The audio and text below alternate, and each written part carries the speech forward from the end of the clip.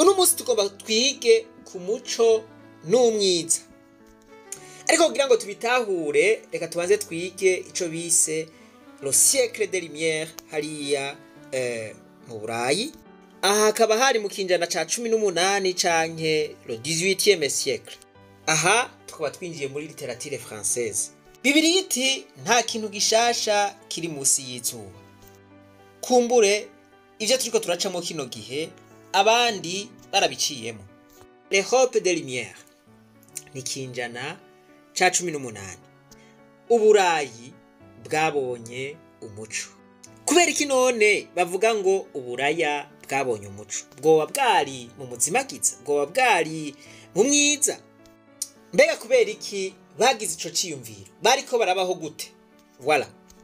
Ico gihe uburayi bwariko buraca mu bihe vy'umuzimagiza canke ibihe vy'umwijima, aho hariho akarenganyo, aho hari ico bita le fanatisme canke ico bita intolerance religieuse. Hariho ivyiyumviro bifatiye ku bujuju no ku gikenye canke intwaro z'igikenye, ivyo bise obscurantisme na absolutisme. Uko gutwazwa igikenye, akamwana wa mama, ibiturire, akarenganyo kakorerwa mu madini, ivyo vyose nivyo bita umwijima, vyatuma badashobora gutera imbere. Abantu rero biyumviriye kuzana umuco hari umwijima, niwo bise des lumières. Voilà. Baraba filozofe, barabanditsi. Aba rero bagomba yuko ivyo bintu batobandanya babibamwo, bipfuza yuko haba impinduka. Aba bipfuza yuko abantu bava mu muzimagiza bakaja mu muco, bipfuza kugaruza umunezero. Bamwe muri aba bashinga ntahe murabazi, harimwo abitwa ba Voltaire, harimwo abitwa ba Montesquieu, harimwo abitwa ba Jean-Jacques Rousseau, harimwo abitwa ba Denis Diderot, harimwo abitwa ba Pierre Augustin Caron, harimwo abitwa ba John Locke. John Locke rero niwe yari umukuru wabo. Harimwo abitwa ba René Descartes, abitwa ba Isaac Newton, abitwa ba Adam Smith, n'abandi benshi ntiriwe ndavuga. Ivyiyumviro vyabo vyari bihagaze kuri teme zibiri canke ku nkingi zibiri. Inkingi ya mbere baharanira cari ico bita le retour à la nature. Inkingi ya kabiri cari ico bita la recherche du bonheur. Yandi majambo bagomba kugarutsa umunezero kuko bari babayeho mu bihe bibi cane. Ico gihe bagiriza amadini n'intwaro zariho ko ari vy'agahotoro. Bavuga yuko hariho le pouvoir tyrannique canke intwaro zitwaza igikenye. Ivyo rero ku bwabo nivyo vyatuma haza wa mwijima canke ya obscurantisme, bakabaho uko batategerezwa kubaho. Mu Gifaransa bavuga ngo il vivait dans un monde où l'homme aurait dû être heureux. Babayeho mu buzima batatahura, kandi bavuga bati umuntu yategerezwa kuba anezerewe. Ugasanga umunyagihugu asanzwe yikoreye ibigaba amahero, ariho ikori, agirante, vyose bishira mu mufuko. Cyo gituma barondera kugaruza uwo munezero kugira ngo umuntu abeho anezerewe. Bo iburaya ubu babayeho banezerewe. Voilà. Ico gihe rero habaho le siècle des lumières. Murumva ingene vyari bimeze. Mugomba kwiruka kuja kubiburaya umenye yuko hari ivyo baciyemwo, ariko baragaruje umunezero. Bo nico gituma tubahaye ikicigwa cuno musi kugira ngo natwe tuvyigireko. Retour à la nature naho kwari kugaruka kuri la nature humaine. Bagomba kugarukana ubuntu. Bavuga bati umuntu naho yoba yanka ibintu avyanke ku giti ciwe, mugabo ntahungabanya umunezero w'abandi. Bako ubukoko bwari muri bo canke ranimozite canke ko gutwazwa igikenye kubavamo. Bari bafise amahangira abiri, retour à la nature, kugaruka ku buntu, na la recherche du bonheur, kugaruza umunezero. Ngiri ngaha ibi bintu biradukora ko natwe.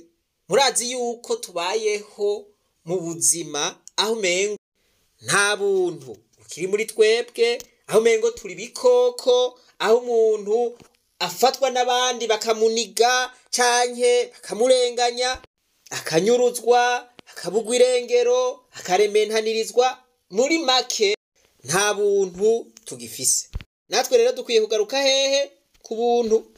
Akarenganyo, akamwana wa mama, intwaro z'igikenye, le fanatisme, l'intolérance, ukutihanganirana, obscurantisme, ni ukuvuga ngo ibintu dukora bitaciye mu muco, ubwicanyi, kurogana, absolutisme, ingimba. Ivyo vyose nivyerekana ko tukiri mu mwijima. Ivyo vyose nivyerekana yuko tukiri mu kutamenya. Obscurantisme canke ignorantisme. Natwe murumva yuko dukeneye kuba umuco, turakeneye kuba des lumières. Bobo muri rusangi baharanira la tolérance, no kuvuga uguhariranira canke ukwihanganirana. Baharanira umwidegemvyo, la liberté et l'égalité canke ubungane, uburinganire. Jambo bungane canke l'égalité baharanira ubutungane. Voilà.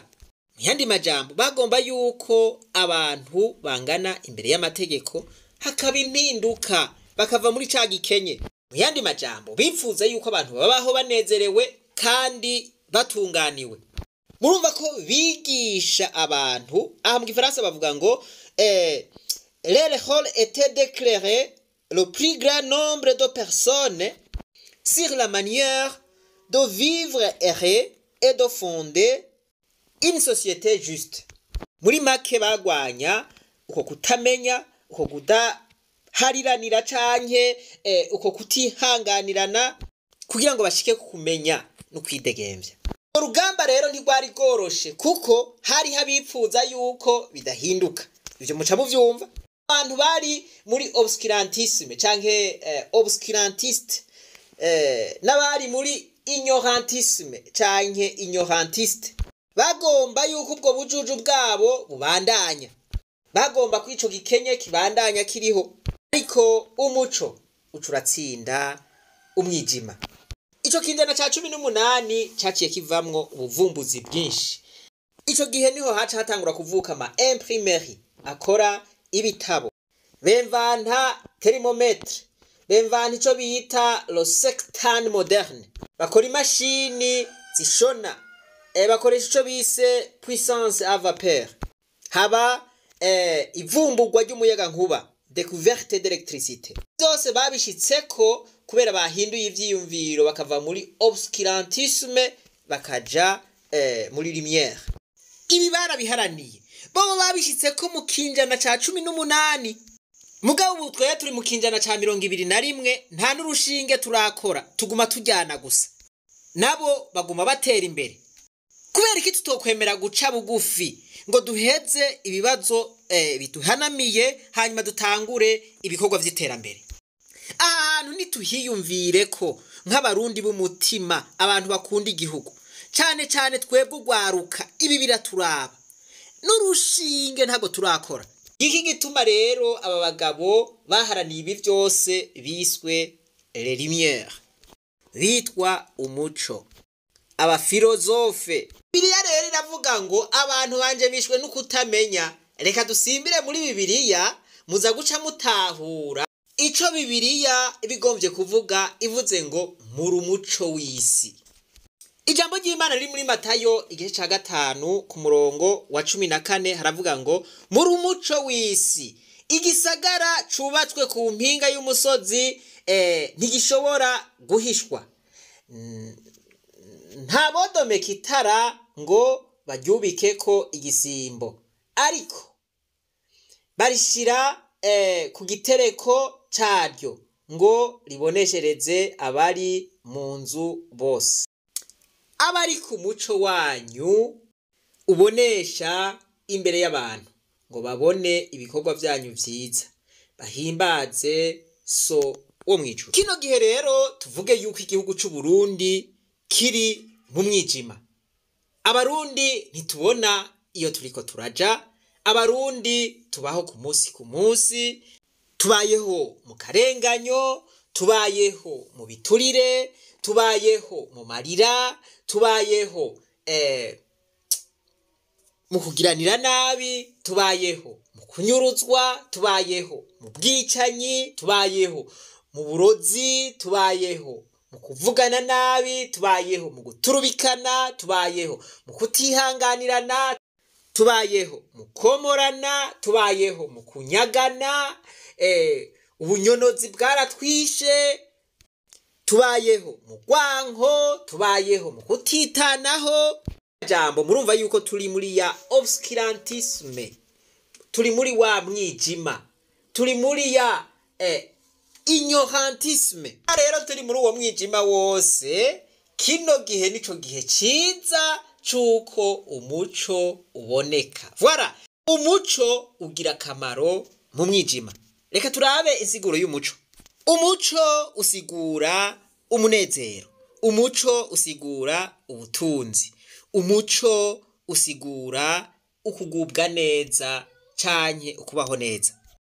Umwijima nawo usigura kao canke akangaratete, usigura urupfu, usigura ukwijirirwa, usigura umubabaro. Mubona rero turiko turaca mu vyo turiko turacamwe mu Burundi nuko umwijima wabaye mwinshi, umuco ukaba muke. Kugeze rero yuko umuco uvyuka ukabonesha, umwijima ugahunga. Nukuvuga ngo ivyo ntimwave mugira ngo ni igikorwa coroshe. Aba bantu b'abarimyere canke muri siècle de lumière bariko baragwanya iki kibi, ukugutwazwa inguvu, ivyo vya fanatisme na obscurantisme navuze. Nukuvuga ngo hariho aba obscurantiste, hariho aba ignorantiste bagomba yuko ibintu bigumuko. Ignorantisme mu Congereza ni ignorantism. Nasanze ari bavuga ngo ignorantism is the support or the promotion of ignorance. Mu yandi majambo nugushigikira canke gushira hejuru ubujuju. Izi teme zibiri bahagararako muri siècle de lumière canke muri 18e siècle zanezereye. Le retour à la nature, kugaruka ku buntu, kugaruka muri bwa buntu baremanywe, kugaruka muri ca kigongwe, kugaruka muri zampuhwe, kwa kwihanganirana, kwa rukundo rwa kera. Voilà, nukugaruka ku munezero, barondera umunezero, la recherche du bonheur. Turavuga duti tugarutse umunezero satani yatunyaze, nibaza yuko muca mutahura ico tuba turiko turavuga. Hari des esprits canke hari mwemu zituzibira. Hari abantu baca baja ngaho bakabona yuko turabamenja, bakabona yuko turabansi b'igihugu. Murumva yuko izi ngorane n'aba bagabo bazigize. Voilà, le problème de l'obscurantisme na ignorantisme. Hariho abantu basupportinga canke bashigikiye kubwo bujuju ugumaho, canke mbere ubwo bujuju buja kurundi rwego rwo hejuru. Kino cigwa ndizera neza yuko umuntu atahora tahura ico turiko turavuga, aca atahura neza. Twebwe turiko turavuga ngo tugaruze umunezero satani yatunyaze, hariho abadatahura neza igituma tuvuga ngo satani. Dushizemwo satani abari imvugo mbabarira amatwi, kuko satani ntiyigendera, satani akoresha abantu. Tuvuze ngo satani yaratunyaze umunezero, tukavuga ivy'ubusuma, tukavuga ivy'abantu bicana. Donc si satani aza kwica abo bantu, satani aca muri abo bantu. Voilà, umukuru w'igihugu yamabivuga neza, kwiba mukagezi yo hose muri amashetani yigendera. Agaca kagaragara akagahara afise ijipo 50 ngo ntingo n'umugabo, ubugabo bwawe buri shetani. Voilà, tuvuze rero duti tugaruze umunezero shetani yatunyaze, muce mutahura ivyo tuba turiko turavuga. Yesu canke Yezu ni itara rimurikira isi.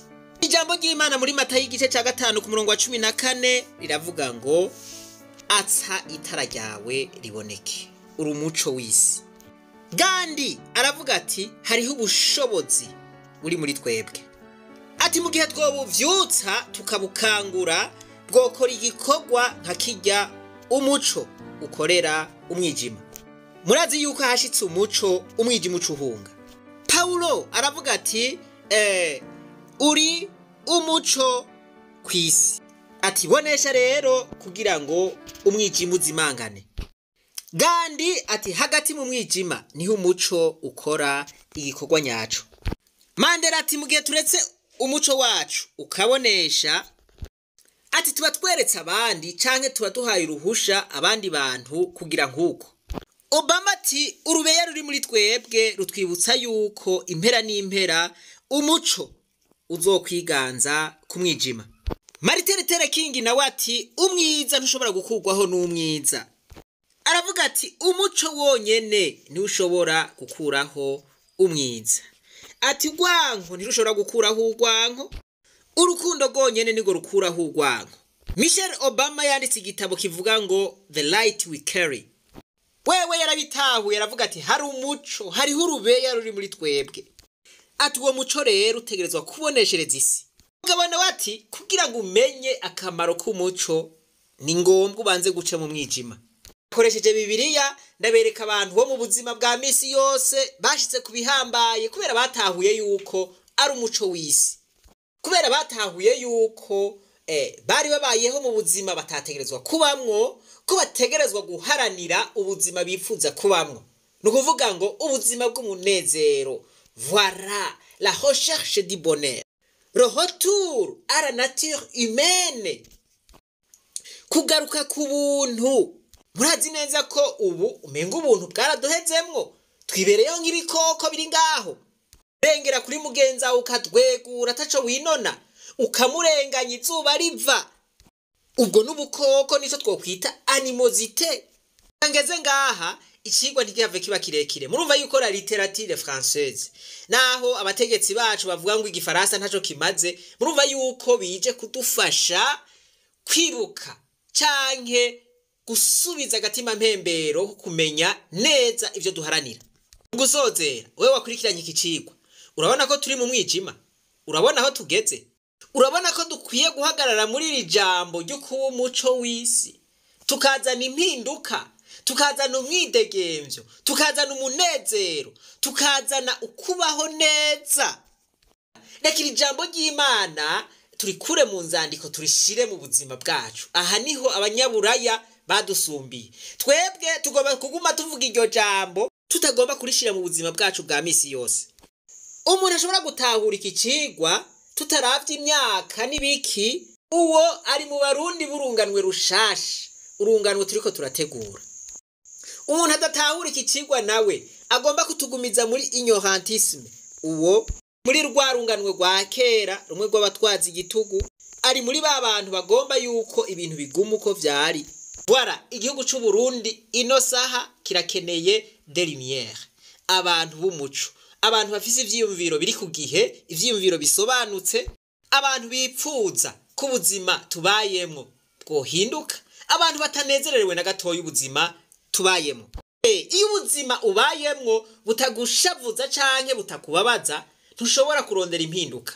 Voilà, uwo muntu ndiko ndavuga n'uwo muntu abayeho mu buzima bucafu canke ubuzima bubi, ubuzima adashima, akumva yifuza kubaho ubuzima bwiza. Iyo wabona umuntu agomba kukugumiza mu buzima urimwo canke atagomba yuko ubuzima urimwo buhinduka, uzumenye yuko uwo ari umu ignorantiste. No muri siècle des lumières abantu nk'abo barahuye nabo, abantu nk'abo bariho, ko abo ntibabasamaje, umuco waratsinze umwijima. Twarababwiye ko tugomba tugire shene nshasha, turabahaye karibu rero mwese mwifuza yuko ubuzima mubayemwo bwohinduka, tugaharanira umunezero, tugaharanira ubutungane kuri twese, tugaharanira uburinganire kuri twese, tugaharanira gusubira kuri bwa buntu, gusubira kugendera za ndangagaciro za kera zaranga basogokuru na basogokuruza. Ivyo navyo tuzobishikako twemeye guca bugufi tukaganira ingene ivyo bintu vyogenda. Ibiganiro bikorwa n'abantu bafise ubuntu, abantu bemeye guca bugufi bakihanganiranira umutima niwo abazungu baturusha. Ndizera ko uwo mutima w'ubukoko ugiye kutuvamwo.